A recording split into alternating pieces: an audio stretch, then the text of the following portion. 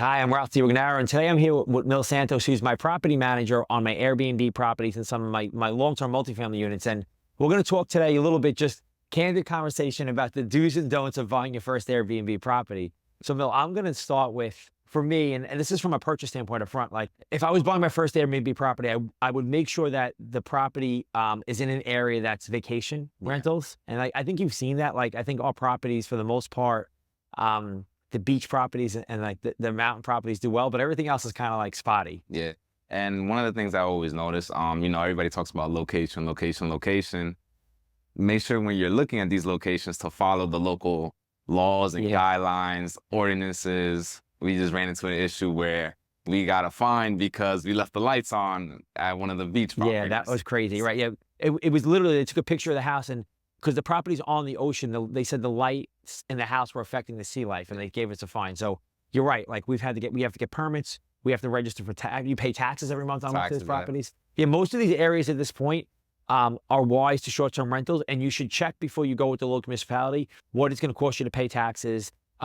Is there permitting? How much is the permitting costing? And we have some areas that we talk about all the time. We kind of joke about it that it's almost like extortion, how much money they make from us. Like they want money for everything. So that's a really, really good one. A second thing is, and something we deal with every single day, so I know this will resonate with you, is who's working on the house? Like who are your handymen? Who are your landscapers? Who are the people that are working on the house? Because if you don't have that and you need emergency services, you could wipe out your whole booking. Yeah, and this is especially important when you're managing a property that's out of state or is too far from you. You have to have a trusted team to work with you. You need to have, for them to know trusted people to work with in case they can't do the job. Right. So it's just, you basically just have to maintain a book of all of these people that are available at any time if anything happens. Yeah, something that we run into basically once a week, unfortunately. So warm weather or anything mountainous, right, is bugs. Bugs, I mean, so what do you do? What do you do for that? Because people complain about, that's the first thing people complain about. Yeah, so basically what we have is we have year-round pest control services.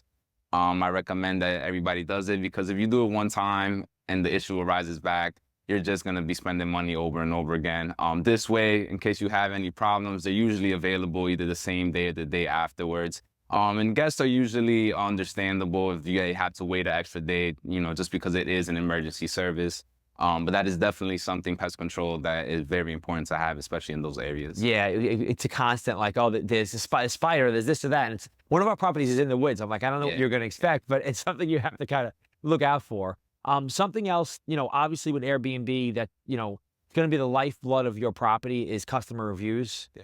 So, we have to make sure that the property's in a certain place and we're responding to any kind of complaints in a timely manner and that the property is what they think it is when they show up, right? Because that'll be the biggest thing. I mean, I think some of the biggest things that go on our chat is, Beatrice will send out, hey, we got a complaint about this. And then it's a matter of kind of chasing down how to fix it every single time. Yeah. And one thing I noticed was that, especially for people that already own homes, that transition from like long-term rentals to short-term rentals, is that you're no longer a landlord. You're in the hospitality industry. That's great. So it's one of those things where like you have to be attentive to your guests. You have to make sure that you get the good reviews.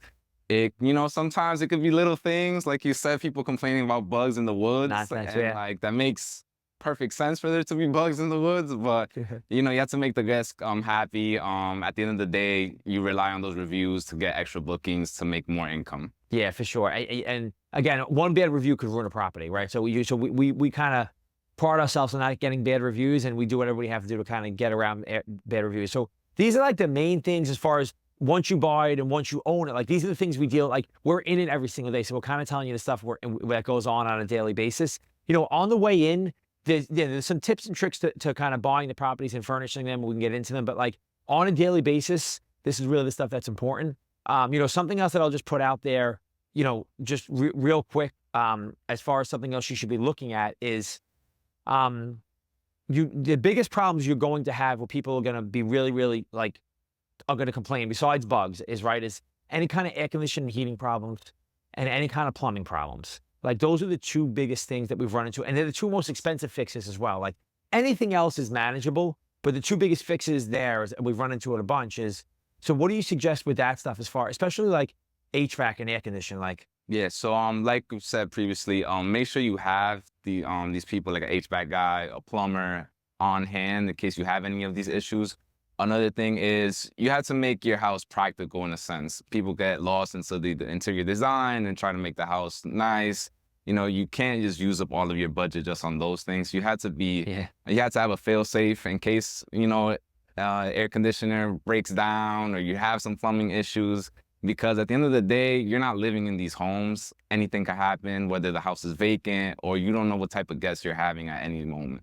Yeah, and that could be as easy as a spring or summer or fall check of the filters, check of the air conditioning. Just run the systems, even if you're not there. Just make sure the systems are run so you kind of know what's going on. We had a situation recently where it was just low on Freon the air conditioner, and it wasn't a replace. And we've had air conditioner had to be replaced, but it was a simple fix that could have taken a couple of hours if we would have just checked it earlier on. So these are some things that we're seeing on a day-to-day basis. As we see more things, we'll be back with you guys. But check with homequalified.com for more updates.